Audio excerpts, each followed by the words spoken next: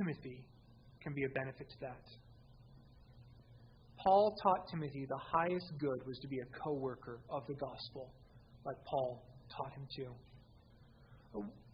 We tend to learn what is important from our parents and what we value, what we like. For example, my great-grandfather, Ole Bogstad, was a Norwegian immigrant. If you know anything about Norwegians love to ski. Skiing is huge. And you know what? You have arrived as a Norwegian man when you have a ski lodge as your second home. So, my grandfather learned that from his father. And you know what my grandfather wanted up in Truckee?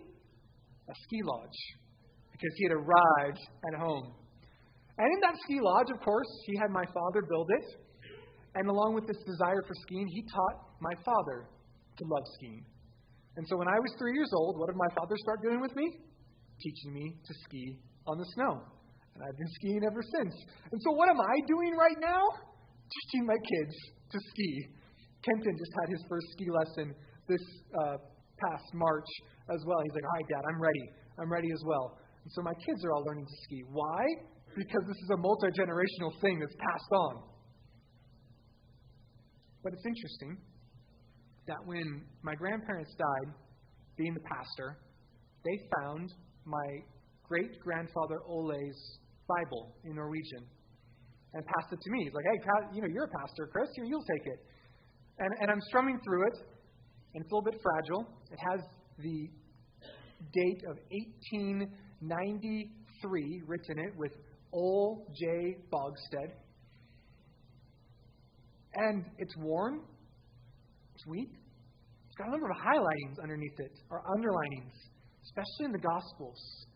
John 3 is all written up. And so I will contest that while I am so thankful for the passing down of the ski lessons, what's the best way I can honor my father and my grandfather and my great-grandfather is by having the focus on Christ. Well, what is the most important thing I can pass down to my children is to honor our Savior, to make their focus not on their own interests, but on those of Christ.